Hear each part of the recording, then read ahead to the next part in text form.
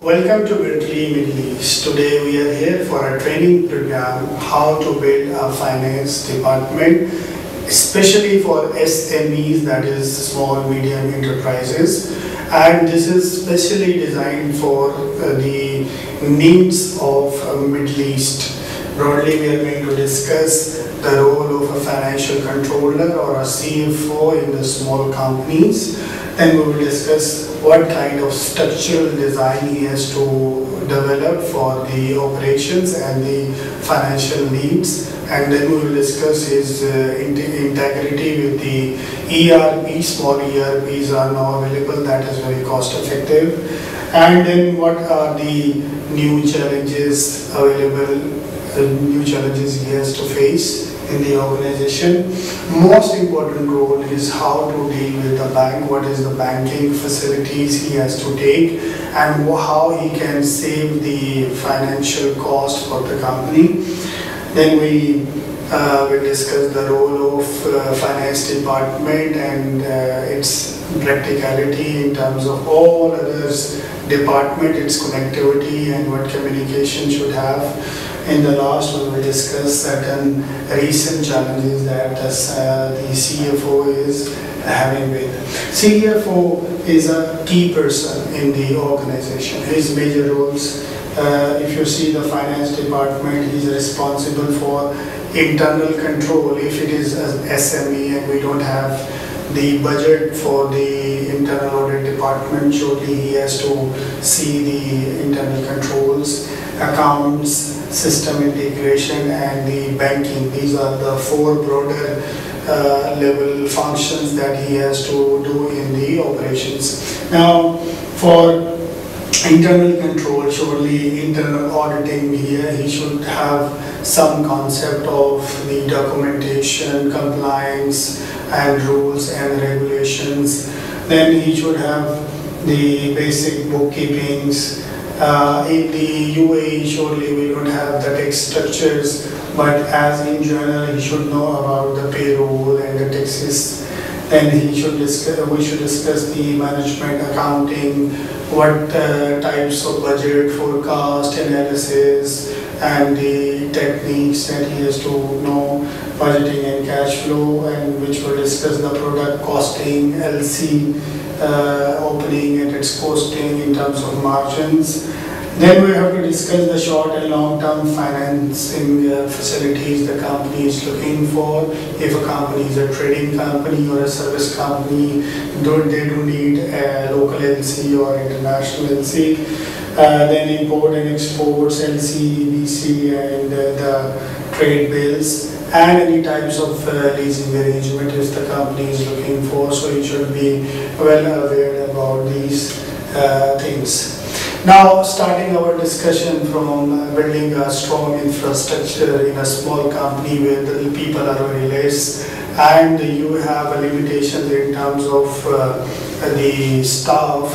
So how to see the account payable functions. Generally, this function is traditionally been managed by a purchase accountant or a purchase coordinator, which we have to enrich by giving certain roles as a value addition to his work. We should understand the AP procedures, which start from a purchase requisition. This purchase requisition is the first initiative if someone wants to purchase something in a company. This purchase requisition should have certain standards that who will approve that one. If you have a general manager or if you have a owner directly you are reporting to him, this will decide based off your strength of your department or the strength of the company as a whole. But in practice, if you have purchase requisition, then it will, and if it is approved, then surely he has to make the PO. This PO will be based on the client's the quotations that we get from at least three the supplier. Then once we get the PO and based on the quotation, we will have the delivery with the delivery note of the supplier. So we will generate our receipt note that sometimes calls at GRN, good receipt note. or then once the invoice has been received, so we can enter the purchase voucher. And if any discrepancy between the quotation and the goods received, we have to issue the debit or credit notes based on the needs. This is always the account payable process. It's a cycle that should be monitored in order to get the maximum output in terms of the purchase management or the account payable control. So the payment should be adequately placed, and all payments should be against the invoices that we have in our systems. Surely this input will generate a lot of outputs in terms of reports, that is the account payable reports. What are those? First of all, we should see the purchase requisition forms. You can see here a lot of information: vendor code, what payment terms, and what is the item you need, what would be the quantity, what would be the price, what is the total, what is the amount, who approved this. This is the purchase department, finance department, any general manager or any other authorities level that you have decided. For example, from a small purchase, someone is authorized for a bigger purchase, it should come to a financial controller, or if it is more than this amount, it should go to a general manager, or for a big amount, it should go to the owner. Certain kind of authority levels we have to assign as and kept it as a policy or a procedure and a manual in our companies. Now, these are the broad forms that we just discussed: the PO, then receipt notes, purchase invoice, then we have our debit and credit notes. What kind of reports we can get from it? We have several reports. One is the vendor report, vendor transaction report, which will explain all the transactions with all necessary details, date, the transaction amount, you can take it in summary or you can take in detail. Then the aging report is the most important report in the company. This aging report, what it does is it tells you that in 30 days time, which payments you have to make, in 30 to 60 days, how much payments you have to make, 60 to 90 days, how much payments you have to make. So a lot of information you will be having from the aging report, and this is how you can plan your cash flows. You can link your cash flows, and based another aging report will be for the customer. So both inflows and outflows requirement, you can make your cash flows. Then from this also you can get the payable status report, and what is the status currently. PO status report is how many purchase order has been made, how many has been received, what is pending, what is partially received. Shipment action report, you can see that what the shipment has been made so far and what is invoiced or not.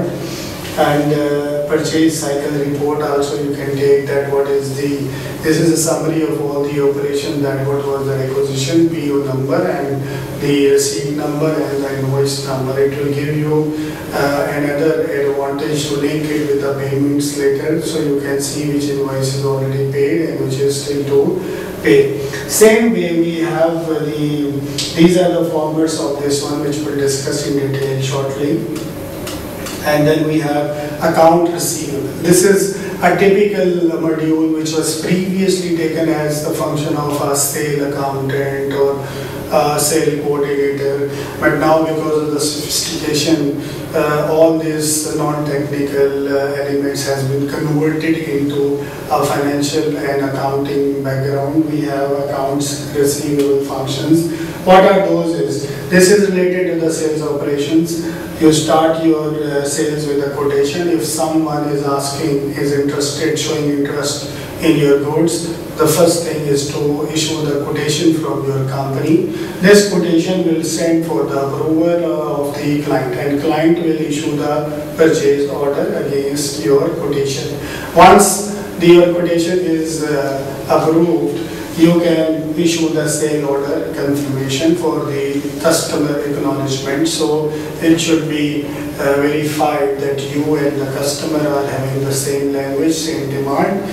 Once you get this sale order, you have to confirmation, then you have to issue the delivery note so the goods can go out of your warehouse. This delivery note should be in 2-3 copies. One copy should be kept with the customer, and one copy the delivery boy has to get the signature from the client as a reference, so that the goods has been received by the customer for the future correspondence. Once you get this delivery note, you have to issue the sale invoice to raise your payment from your customer. So once you get your sale invoice, then surely the process of sales has been completely complete and adequate. Then we have to take the certain, we should focus on certain kind of reports which we will discuss in detail just now. The customer report will show all the customer history, invoices, amount, the payment terms. Then the transactions will be taken in detail. Aging report is the same as in AP, and same we have in AR. It is showing that this customer will pay in 30 days, 60 days, 90 days. Based on that aging report, with the receivable, with the payable, we can make one cash flow by a direct method for the owners or for the fund managers or anyone who has the control of the cash in the company. Then we have the receivable status report, quotation status report, that how many quotations we issue, how many we have converted into a confirmation order, and we can have an analytical procedure on this one, that why the quotations that we is not converted into a sale order, what could be the possible reasons and how to enhance the sales. And then we have a delivery action report, that how many deliveries we have made and what are the pending deliveries, what are partial deliveries. And in the last we have a sales cycle report, which will tell us that this was the quotation, this is the confirmation, this is the invoice, and laterally we can link it with the payment, that this invoice is paid or not. So these are the details of the reports, which we will discuss shortly after just the brief introduction of our discussion. And we will continue our discussion with the cash flow management. We will discuss two methods. One is the direct method and one is indirect method.